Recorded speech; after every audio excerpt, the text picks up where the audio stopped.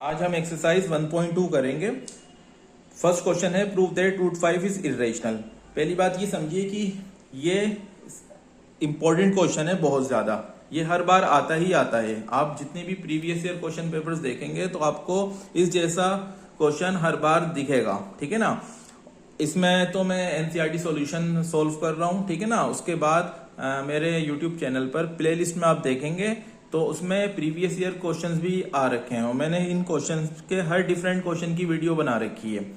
जो भी चेंज करके दे सकता है एग्जामिनर, जिस तरह भी दे सकता है, वो सारे क्वेश्चंस मैंने उसमें प्लेलिस्ट में डाल रखे हैं। आप लोग देखिएगा और आप लोग जब देखेंगे तो आपको लगेगा कि हाँ वाकई इंपॉर्टेंट क्वेश्चंस है। चलिए शुरू करते हैं। Question number 1, prove that root 5 is irrational. ठीक है, हमें दिखाना है कि जो रूट 5 है इरेशनल है। जैसे कि हमने बताया था कि irrational numbers are non terminating and non repeating. मतलब अब जैसे ये रूट से बाहर नहीं आ सकता, अब अगर हम इसको रूट से बाहर निकालेंगे लॉन्ग डिवीजन मेथड से तो ये नॉन टर्मिनेटिंग नॉन रिपीटिंग की फॉर्म आएगी, ठीक है ना। ईच डेसिमल के बाद ना तो टर्मिनेट होगा ना ही रिपीट होगा, चलता जाएगा, ठीक है। अब हमें इसको यहाँ पे क्लास 10 के हिसाब से इसको प्रूफ करना है। यहाँ पे क्लास 10 के हिसाब से इसको हम कॉन्ट्रडिक्शन मेथड से सोल्व करेंगे। अब कॉन्ट्रडिक्शन मेथड क्या होता है आइए समझते हैं। देखिए हमने इसको कैसे सोल्व करा है। देखिए to prove root 5 is irrational, ठीक है ना। तो प्रूफ देखिए ध्यान से समझिएगा, हर स्टेप दूसरे स्टेप से रिलेट करेगा। ऐसा नहीं है कि कोई भी हमने कुछ भी कहीं भी कैसे लिख दिया, ऐसा नहीं है। हर स्टेप दूसरे स्टेप से, ऊपर वाले स्टेप से रिलेट करेगा। सबसे पहले हम इसका अपोजिट मान लेंगे। वो बोल रहा है प्रूफ करने को इरेशनल, हम यहाँ पे इसको मान लेंगे कि let root 5 is rational. Irrational का अपोजिट रेशनल हमने एज्यूम कर लिया, ठीक है ना। अब अगर ये रेशनल है तो ये पी अपॉन क्यू की फॉर्म में होगा। कोई भी रेशनल नंबर होता है तो वो पी अपॉन क्यू की फॉर्म में होता है। Root 5 equal therefore root 5 equal P upon Q where P and Q are coprimes. अब ये बात क्या लिखी मैंने बोला पी और क्यू कोप्राइम्स है। कोप्राइम्स का मतलब होता है ये अपनी लोवेस्ट फॉर्म में है, ये फर्दर डिवाइड नहीं हो सकते। या ऐसे समझिए अगर P का और Q का हम HCF निकालेंगे तो दोनों का HCF क्या आएगा, 1 आएगा, ठीक है। तो कोप्राइम नंबर्स क्या होते हैं, मैंने इधर साइड में देखिए समझाया है। टू नंबर्स हैविंग HCF 1, दो ऐसे नंबर जिनका HCF 1 होगा और they are in the lowest form are coprime numbers, ठीक है ना। जैसे कि मान लीजिए 2/3 लिख रखा है मैंने। अब 2/3 फर्दर डिवाइड नहीं हो सकता है ना। वो अपनी लोवेस्ट फॉर्म में है, वो अपने लोवेस्ट फ्रैक्शन में है। अब अगर हम उनका HCF निकालेंगे, 2 के फैक्टर क्या हो जाएंगे 2 into 1 और 3 के फैक्टर क्या आ जाएंगे 3 into 1। तो HCF हाईएस्ट कॉमन फैक्टर, दोनों में कॉमन क्या आएगा 1 कॉमन आएगा, तो उनका HCF 1 हुआ। तो 2/3 को प्राइम नंबर्स कहलाएंगे। अब सपोज जैसे लिख रखा है 4/6, तो 4/6 को प्राइम नहीं है क्योंकि 4 और 6 दोनों ही 2 से डिवाइड हो सकते हैं। आ गई बात सही में। तो को प्राइम नंबर्स वो होते हैं जिनका HCF 1 होता है। तो फिलहाल हमने यहाँ पे रूट 5 को P अपॉन क्यू बोल दिया क्योंकि अगर ये रेशनल नंबर है तो ये P अपॉन क्यू की फॉर्म में होगा। अब ध्यान से देखिए क्यू को हमने इधर डिवाइड से रूट 5 के मल्टीप्लाई में भेजा। रूट 5 क्यू इक्वल P आ गया। अब मैंने दोनों साइड स्क्वायर कर दिया, squaring on both sides. Root 5 q whole square equal P square, right. अब देखिए यहाँ पे ये स्क्वायर रूट 5 का भी है, क्यू का भी है। रूट 5 का स्क्वायर जब हम ओपन करेंगे तो रूट कैंसिल हो जाएगा, सिर्फ 5 आ जाएगा और q square as it is equal p square. अब मुझे क्यू स्क्वायर की अगर वैल्यू निकालनी है तो 5 क्यू स्क्वायर के मल्टीप्लाई में, मल्टीप्लाई से इसके कहाँ चला जाएगा, डिवाइड में चला जाएगा पी स्क्वायर के। तो 5 मल्टीप्लाई से पी स्क्वायर के डिवाइड में आ गया। Q square equal p square upon 5, इसको हमने इक्वेशन 1 बोल दिया, ठीक है ना। अब यहाँ पे हम देख सकते हैं, देखिए मैंने लिखा है कि here p square is divisible by 5। यहाँ दिख रहा है कि पी स्क्वायर जो है 5 से डिविजिबल है। Therefore P will also divisible by 5। तो पी भी 5 से डिविजिबल होगा। ये एक थ्योरम होती है कि किसी नंबर का स्क्वायर अगर किसी नंबर से डिवाइड हो रहा है तो अगर हम उसका स्क्वायर हटाएंगे तो वो नंबर भी उस नंबर से डिवाइड होगा, ठीक है ना। कैसे, मैं और आपको अच्छे से समझाना चाहता हूं। देखिए जरा, सपोज करिए जैसे ये 10 का स्क्वायर है, 5 से डिवाइड हो रही है, जाहिर सी बात है 10 का स्क्वायर क्या हो जाएगा 100, 100 5 से डिवाइड हो जाएगा 20 आएगा, ठीक है ना। अब मैंने स्क्वायर हटा दिया यहाँ से, अब मैंने स्क्वायर हटा दिया, सिर्फ 10 लिखा। देखिए तो 10 भी 5 से डिवाइड हो रहा है ना, 5 2 10। और समझिए जैसे 25 का स्क्वायर 5 से डिवाइड हो रहा है, क्यों 25 के स्क्वायर को लिख सकते हैं हम 25 into 25, समझिए ध्यान से, ठीक है ना। तो अब ये 5 से डिवाइड हो जाएगा तो आएगा 125। अब मैंने स्क्वायर हटाया है, यहाँ पे सिर्फ 25 बचा। क्या 25 5 से डिवाइड हो रहा है? बिल्कुल, 25 भी 5 से डिवाइड हो रहा है। तो आई बात समझ में? थ्योरम क्या कहती है, अगर किसी नंबर का स्क्वायर किसी नंबर से डिवाइड हो रहा है तो उसका अगर हम स्क्वायर रिमूव करते हैं तो वो नंबर भी उस नंबर से डिवाइड हो जाएगा।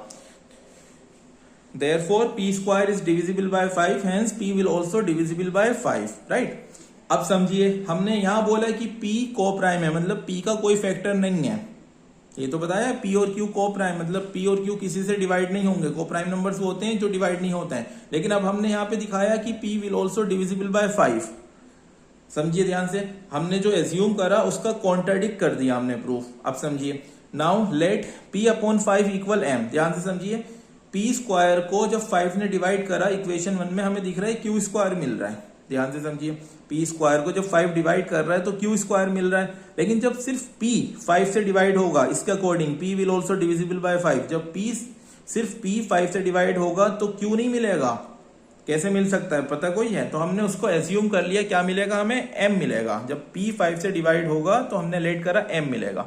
अब यहां से हम p की वैल्यू निकालेंगे। p डिवाइड, ये 5 डिवाइड में, डिवाइड से इधर मल्टीप्लाई में आ जाएगा, तो p की वैल्यू क्या आ जाएगी? 5m, right? p की वैल्यू आ गई 5m। अब हमने इक्वेशन 1 यहाँ पे नोट करी, q square equal p square upon 5 from equation 1। जो इक्वेशन 1 थी हमने इसको यहाँ पे नोट करा।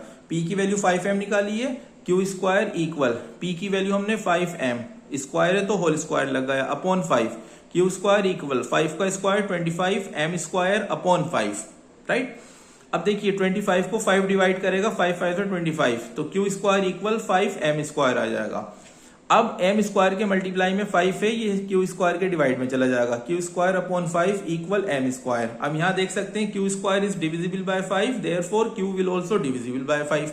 वही थ्योरम जो यहाँ पे अप्लाई हुई कि q का स्क्वायर अगर 5 से डिवाइड हो रहा है तो अकेला q भी 5 से डिवाइड हो जाएगा। अब इस बात को हमने q को भी क्या बोला था? को प्राइम बोला था कि q फर्दर डिवाइड नहीं होगा, लेकिन हम यहाँ पे दिखा रहे हैं कि q जो है 5 से डिविजिबल हो रहा है। मतलब जो हमने एज्यूम करा हम उसको कॉन्ट्राडिक्ट कर रहे हैं, उसको गलत साबित कर रहे हैं। We assume that p and q are coprime. सही बात है, हमने क्या माना था कि p और q, हमने एज्यूम किया था p एंड q आर को prime, not divisible by any number. मैंने ब्रैकेट में लिखा है कि को प्राइम क्या है कि किसी भी नंबर से वो फर्दर डिवाइड नहीं होंगे, but they are divisible by 5। लेकिन हमने दिखाया कि दोनों ही 5 से डिवाइड हो रहा है, hence our assumption is wrong. हमारा जो एजप्शन था वो क्या हो गया? Wrong. That root 5 is rational. Root 5 हमने एज्यूम करा था कि रेशनल है, वो एजप्शन हमारा गलत साबित हो गया, ठीक है ना? Therefore it is irrational। जब रेशनल नहीं है तो ऑब्वियसली वो क्या होगा? इरेशनल नंबर होगा। तो ये हम ऐसे प्रूव कर सकते हैं, ठीक है? अब आइए क्वेश्चन नंबर 2 पे इसका देखिए। क्वेश्चन नंबर 2 क्या है? बुक का क्वेश्चन मैंने एज इट इज यहाँ पे कॉपी कर रखा है। Prove that 3 + 2 root 5 is irrational, है ना? Prove that 3 + 2 root 5 is irrational. ध्यान से देखिए,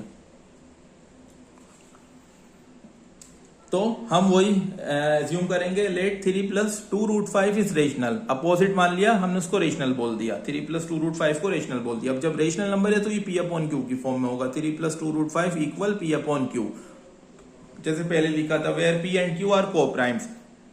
p और q क्या है? को प्राइम्स है, मतलब फर्दर डिवाइड नहीं होंगे, इनका ICF 1 होगा। अब यहां से देखिए, +3 को मैंने इधर भेजा तो -3 आ जाएगा। समझिए, +3 था ये, +3 इधर आके -3, तो 2 रूट 5 एज इट इज रहा, p upon q as it is रहा, +3 इधर आके -3, 2 रूट 5 इक्वल, इसका एलसीएम ले लिया। q और 1 के नीचे एज्यूम, 3 के नीचे 1 एज्यूम करके q और 1 का एलसीएम q आ जाएगा। इसकी इधर multiply, p1 + p -3q upon q। अब इधर देखिए, रूट 5 के मल्टीप्लाई में 2 है, 2 मल्टीप्लाई से इसके डिवाइड में आ जाएगा और q के मल्टीप्लाई में आ जाएगा, ठीक है? तो root 5 equal p -3q upon 2q आ गया। अब ध्यान से समझिए आप लोग, देखिए हम जानते हैं कि जो रूट से बाहर वैल्यूज नहीं आ सकती हैं वो इरेशनल होती हैं, और ये पूरी वैल्यू देखिए p अपॉन क्यू को प्राइम थे, ठीक है ना? रेशनल थे। 3 अपॉन 2 भी क्या है? रेशनल। तो ये होल क्वांटिटी रेशनल हो गई। ये इरेशनल है, ये रेशनल है। Here root 5 is irrational and p -3q upon 2q is rational, है ना? And irrational is not equal to rational. क्या इरेशनल नंबर के इक्वल हो सकता है? कभी भी नहीं हो सकता है। मैंने लिखकर ही दिखाया कि इरेशनल कभी भी इक्वल नहीं होगा रेशनल के। Hence our assumption is wrong that 3 + 2√5 is rational. क्योंकि जब ये इरेशनल रेशनल के इक्वल नहीं हो रहा है तो ये assumption भी गलत हो रहा है हमारा कि 3 + 2√5 इज रेशनल होगा। Therefore 3 + 2√5 is irrational. ठीक है ना। जब इस टाइप के नंबर होंगे, जब इस टाइप का क्वेश्चन होगा जिसमें सिंपल सिर्फ रूट की वैल्यू नहीं होगी, कुछ और भी होगी, रेशनल इरेशनल मिक्स होगा, तो उसको हम इस तरीके से करेंगे। ठीक है ना। और जब सिर्फ simple √2 prove that √2 is rational, prove that √3 is irrational होगा, तो वो वैसे होगा जैसे पीछे वाले करा हमने। आया आप लोगों को समझ में? तो therefore 3 + 2√5 is irrational proved. Right. अब देखिए क्वेश्चन नंबर हम 3 पर आते हैं। क्वेश्चन नंबर 3 देखिए, एनसीईआरटी का ही है, ये एनसीईआरटी चल रही है। Prove that the following are irrationals. अब यहां पे हमें फर्स्ट पार्ट दे रखा है 3 का 1/√2। 1/√2 को हमें प्रूफ करना है कि ये इरेशनल होगा। सबसे पहले देखिए हम इसको थोड़ा सिंप्लीफाई करेंगे। अपॉन में √2 आ रहा है तो यहाँ पे हम रेशनलाइज करेंगे। 1/√2 ऐसे आया, √2 से मल्टीप्लाई, √2 से डिवाइड करा। राइट। अब देखिए √2 1 √2, √2 की √2 से मल्टीप्लाई करेंगे 2 आ जाएगा, है ना। अभी √2/2।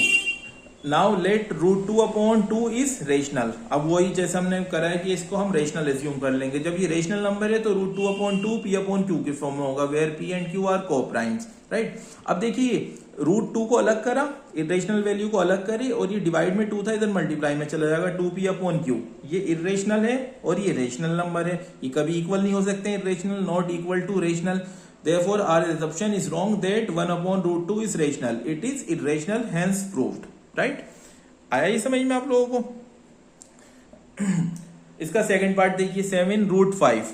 ठीक है। अब यहाँ पे डिनोमिनेटर में कोई रूट नहीं है तो इसको सिंपली सीधा सीधा लेट √5 7√5 इज रेशनल, हमने उसको रेशनल एज्यूम कर लिया। ठीक है ना। अब जब रेशनल नंबर है तो वो p/q की फॉर्म में होगा। 7√5 equal p/q, where p and q are coprimes. अब यहाँ पे √5 इरेशनल है, इसको एज इट इज लिखा। 7 मल्टीप्लाई से इसके डिवाइड में आ जाएगा p/7q।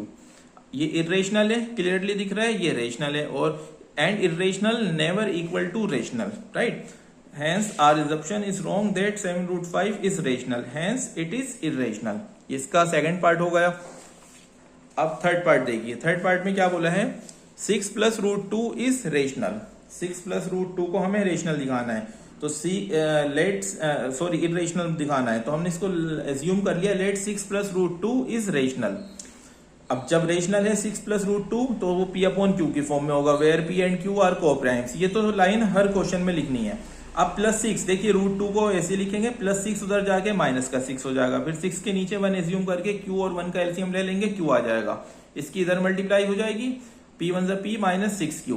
अब ये इरेशनल है और ये रेशनल है। Irrational never equal to rational, hence our assumption is wrong that 6 + √2 is rational, है ना। It is irrational, proved. तो ये इस टाइप से हमने एक्सरसाइज कंप्लीट कर ली, एक्सरसाइज 1.2। अब इसके important previous year boards question मैंने प्लेलिस्ट में डाल रखे हैं, आप लोग वहां से जाके देख लीजिएगा। जो डिफरेंट क्वेश्चंस हैं, थोड़ा एनसीईआरटी के क्वेश्चन को वो और कॉम्प्लिकेटेड बना देता है, थोड़ा ट्रिकी बना देता है, तो वो मैंने प्लेलिस्ट में डाल रखे हैं, आप लोग वहां से जाकर देख लीजिएगा। ये एक्सरसाइज फिलहाल यहाँ पे कंप्लीट हो गई, और कमेंट करके बताइए कि आप लोगों को समझ में आया या नहीं आया।